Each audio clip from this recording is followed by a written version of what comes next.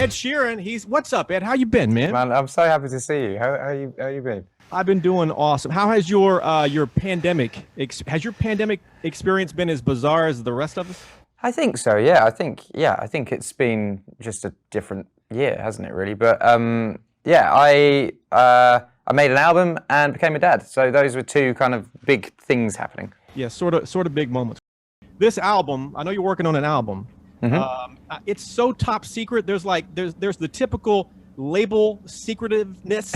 There's like the Pentagon, and then there's the Ed Sheeran tops. I'm getting emails with secret codes on them. No lie.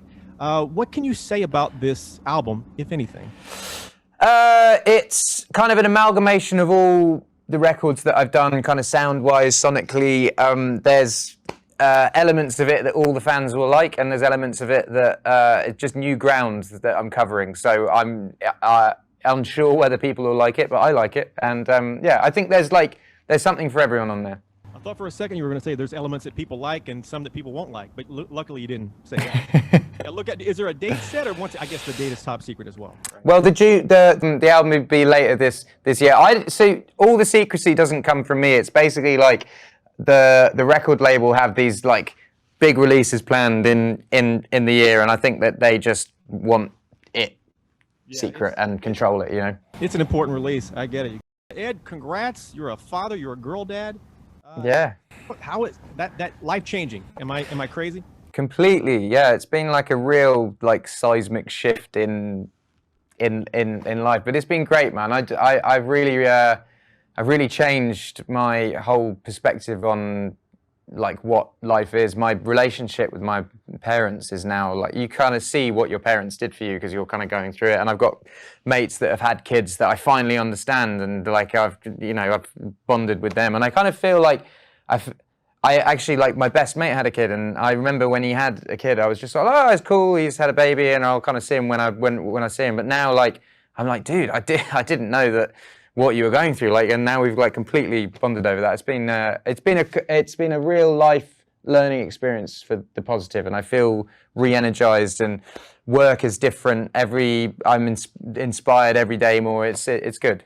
And true or false, your daughter cries when she hears your music? Was that a joke, or she really just? No, she cries when I sing loud, but she's like, yeah, she's not really a crier, man. She's she's quite placid. Well, there you go. Bad habits. What can you say about this track? What do people need to know? Well, the concept of it is basically like all bad habits lead to more bad habits. You know, it's a Friday night. You're going to go for dinner, you're like, I'm going to have a salad, I'm going to have one beer, and I'm going to go home, and then next thing you know, it's like 4 a.m, you're like drinking mezcal out of someone's belly button and dribbling on a tuna sandwich, you know? That sounds like something that really happened, the belly button thing, or is that just off the top of your head? Oh no, I've done I did that with my mate Nick in like 2015. It was weird. That sounds like another story we'll get to. Ed, I would imagine at some point we're thinking a tour. I'm not sure how far along the talks are. I'm guessing you guys are probably neck deep in chats behind the scenes. What can you say about a potential tour? Well, everything is lined up, and if all is good by the end of the year, we'll put a tour on sale. Great. I can't imagine Ed Sheeran releasing an album and not touring. So hopefully everything comes together. Well, the beautiful thing about touring is like it will start at some point. So even if this album comes out and I can't tour it, there will be another chance to tour it at some point. Like it's not like gigs are over for good. There is light at the end of the tunnel, you know. So I will tour it. Just it might not be when we're planning. All right. Well, when it's right, and you guys will certainly hear about it. Ed, you took a break from social media. You took a break from everything, really, except for life, for about a year plus. Are you excited to get back on to social media? You've never struck me as, and we've had chats about this in the past, as a real social media lover, you know?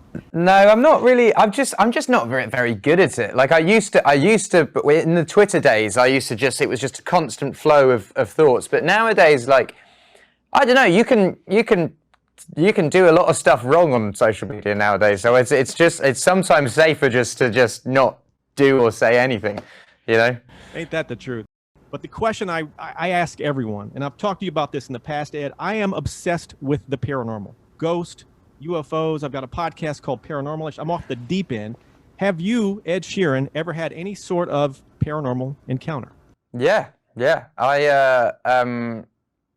I have a house on my property that's haunted. That basically there's two places. There's a house overseas that I've stayed in that I've seen someone at the end of my bed at night. That my cousin has also seen in exactly the same bed at another time, and then there's this little girl that lives in the house next door, and lots of people have seen her as well. She lives in the attic. So like, I'm not someone who like believes fully. I'm not like, I don't have any argument against it. I'm just kind of like, this is my experience, but I don't. Do you know what I mean? Yeah, it's at some point I want to get into in depth on that with you. But the girl that you've seen at the end of the bed, I believe is what you said. I mean, does it seem like a person, like a real person, is just standing there? And you? Yeah, man, it's freaky. Well, because it's like pitch black, and you just kind of see a silhouette of. It was freaky. It was freaky. But yeah, mate, there's lots of. I hear it from lots of people, and lots of people who would not believe in that. You know, they've had these experiences and they can't explain it.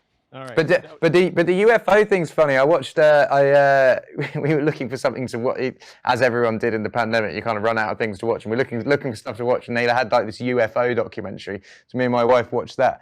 And the one major sighting of a UFO that isn't in America was like 4 miles away from my house in a place called Rendlesham at the airfield. I know all about that. Oh my God, it's a crazy. That's like 4 miles away from my house, and they were like in Rendlesham, Suffolk, and I was like, what?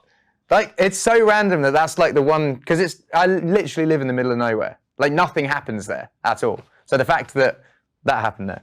I am almost as excited to hear about that as I am to talk to you in general. That is such a, for a UFO nut and a paranormal, that's one of those holy grail cases. So yeah, we have to get into this in depth. Any new tattoos? Because your buddy Louis Tomlinson, I did the dumbest thing with him. I let him pick the tattoo. It was on my skin before I even knew what it was. What is it? He gave me a poop emoji tattoo that says happens underneath it. Then he signed it LT. I'm not sure if I want to do that again, but one of these days I want to get a tattoo with you. What have you got recently, if anything? I play a vampire in the video for Bad Habits, and I got some vampire teeth on my back. That was the last one I got. Just like literally just a silhouette of vampire teeth. One of these days we should get a tat, Ed. I'm just telling you, when you come back to the States, maybe not like the Louis Tomlinson thing where you pick a poop emoji tattoo for me or anything like that, but just bro tats. Bro tat. There we go, BFF tats. Right. Ed, we worked a lot of stuff in there, man. I appreciate your time. I can't wait to. Dude, it's so lovely to see you as well. Really, really lovely to see you. And what's that? What's in the background? Are these all the? These are. You are. If you're not on this wall, you're on the gym wall. Well, look at this room. We had a pipe break, so everything on this side is behind plastic now. We had a pipe break. And oh man, I had my house flooded in like a year ago. There was like torrential rain, and I have a basement band room with like loads of really nice guitars and equipment in, and I go down and it's like in a foot of water. I'm like, no. God, what's the most precious thing you lost to water? Do you know what the most precious thing that I had? I actually lost. My studio burnt down. I had my hero in music is Eric Clapton, and I started playing guitar because I saw a TV performance of him on TV, and I got to meet him and become friends with him over the years. But the first time I met him, I was around his house, we went for dinner, and he just took one of his guitars off the wall and just said, have that. And I was like, and it was like my most prized possession, and I kept it in my studio because I was like, my studio is the safest place, like it's locked every night, it's like there's all this alarm system, blah, blah, blah, blah, blah. And it burns down, man, and the guitar with it. And, but luckily, because I'm sort of mates with him now, I emailed him and I was like, dude, I know you gave me a guitar, but can I have another one? And he did. He sent me one, and now that's my most prized possession. Oh my God! Well, thank God you guys are tight like that, because that would be something that is just heart. Dude, I was absolutely devastated by it. It was one of those things and it was the only guitar in the studio, so it was the only thing. The kind of equipment burnt, the speakers and everything, but then this guitar just. I was like, oh man. I guess insurance covered everything else, but they can't, You can't cover a personal like that was like his personal guitar from his house that he just kind of took off a wall, and you can't cover that, you know. And of course, Bad Habits, it's out. Get on this track, you guys. The album coming soon. Who knows? Tour, the same thing. What am I forgetting to ask you, my friend Ed Sheeran? I don't know. How are you? How has your pandemic been? What's been going? You know what? I've been doing pretty good. It's been here. Tell me, am I crazy? I feel like we've lived through a sci-fi movie. It's been just a bizarre, awkward, crazy time. I feel like now the world's opening up though. Like everything's like restaurants just opened up in England, and now every night of the week, every single restaurant, every pub is jam-packed, and everyone's appreciating the fact that these places are open. And it's like, I feel like this will happen with gigs and with sports and with what like when clubs reopen. I just feel like there's a new energy with it, and that like it's just the joy of going out and being with your friends. Like I think it's going to be a positive summer.